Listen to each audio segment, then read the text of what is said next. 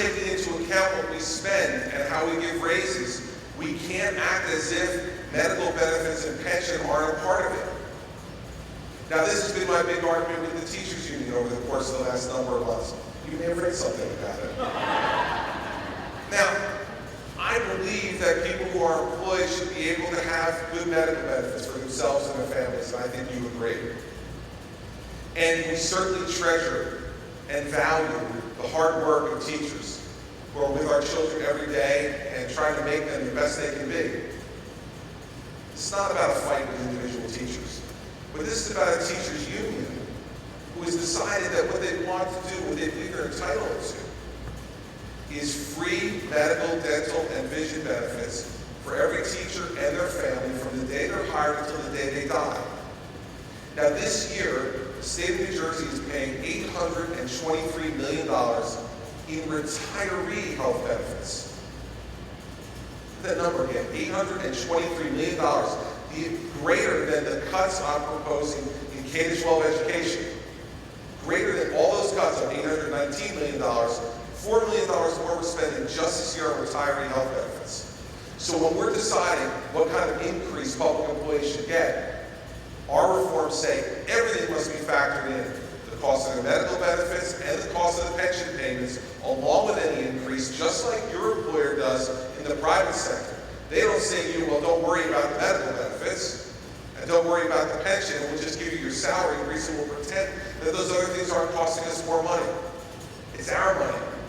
And we need now to say, all of that must be taken under control. And I candidly don't think it's unreasonable to ask people in public employment to pay at least 1.5% of their salary towards their medical benefits. Now think about that. For the average teacher making $55,000 a year, think about how much we're talking about. You're talking about, $825 for full family medical, dental, and vision coverage. Now, for those of you in the private sector, you understand this is something that your employers would run to line up to get. In the federal government, so this is not just about private sector employees, in the federal government, when I was the U.S. Attorney, we paid 25% of our premium. What we need is to look at the health benefit system and say that one plan should not have to fit all. In the federal system, we got to choose from 6 different plans. Some that were very expensive and rich, and we had to pay more for those. And some that were less expensive. And then some that were cheap. And everyone got to make their choice. We don't do that in New Jersey in the state system and the local system. We need to give mayors like Mayor Zimmer and Mayor Healy the ability to be able to go out and negotiate in the private sector to offer a full menu of benefits that can lower the cost both for the municipalities and give workers the choice to pick the health plan that best fits the needs of themselves and their families. This is not revolutionary. This is happening in the private sector every day. We need to bring common sense back to the way we spend our tax money. That's what the toolkit will help these folks do. So we need to do those things on health benefits and on pensions. On pensions, I want that pension to be there for every police officer, for every firefighter, for every teacher who's counting on that pension to be there for them in the future. But our pension system is $46 billion in deficit. And don't anybody tell you that because in the last 10 years the state hasn't stood up to their commitment to fund these pensions, that that's what's causing the whole problem. It's contributing to it. But if the state had contributed every dollar that they were supposed to over the last 10 years, our pensions would be funded at 74% of value, where today they're funded at 64% of value. 10% difference. So what does that tell you? What it tells you is that the benefits are too high, and the contributions being made by many of the public sector unions are too low. So what we need to do is to buttress the pension back up, make it strong for the folks that are in it now, so that it's there for them when they come to retire. Now, I think these sound like reasonable common sense proposals, and they're all part of the toolkit that will help Mayor Zimmer and others to be able to deal with these issues when the cap is put in place. But our adversaries on this say that this is an attack on public education. And I have to tell you something. I don't understand why my child would learn better in school if their teacher was paying nothing towards their health benefits as opposed to 1.5% of their salary. You know, my student really know that?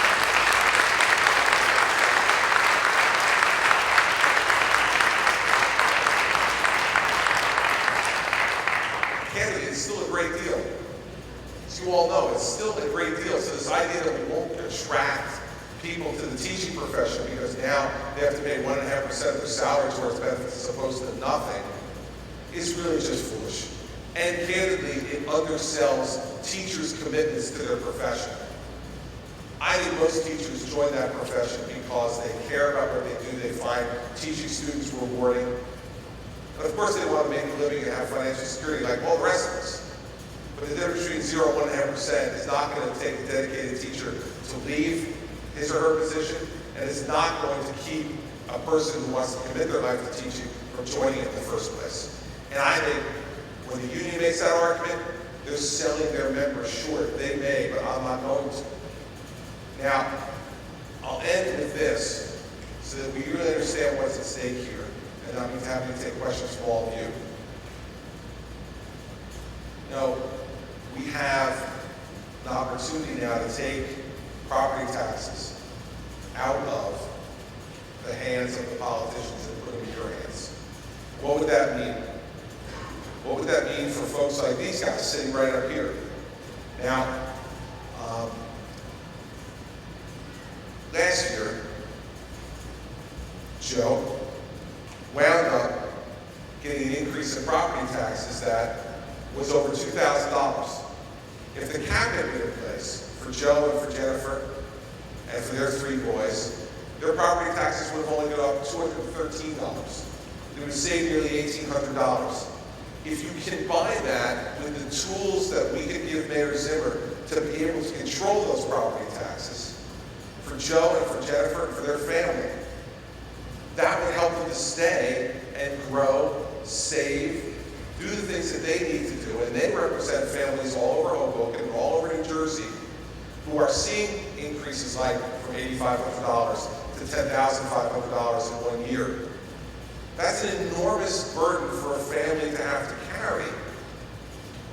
When in the private sector, Jennifer has her own small business, for the private sector, where everything is contracting, everything is smaller, it's hard to absorb those kind of increases year after year after year after year with no end in sight. And so really the choice over the next 44 days for them and for all of you is to decide who you want to be in control of your property taxes. You know, over the last 30 years, we let the politicians in Trenton be in control of property taxes. They've dictated the terms of the game, not just to you, but also to the mayors. The mayors are the ones who have to send those property tax bills out. And they're the ones you see at the Little League field and at the deli and at the dry cleaners. And you give them help over what's going on. And a lot of times, those mayors have had little or no control over what's going on because of the rules that Trent has put on them. Do you want to be in control of your property taxes, or do you want the folks in Trenton to be in control of your property taxes? It seems to me that under cap 2.5, there's only one out if you want to raise taxes higher than 2.5%, and that is to put it on the ballot and have the voters decide if they want to raise their taxes. Now, it was done in Massachusetts this way, and over the course of the last 30 years, it's been about 50-50. When the referendum went on the ballot, there were some times where you might want to make an investment here in Hoboken, where you say, you know what, it's worth me paying an extra point in taxes this year to have this new building, or this new program, or to hire more police officers. And you may decide that, and they decided in Massachusetts half the time to do that. When in the end, then, the control is in your hands, not in the politicians' hands. You're the only one who gets to decide to raise your taxes above 2.5%.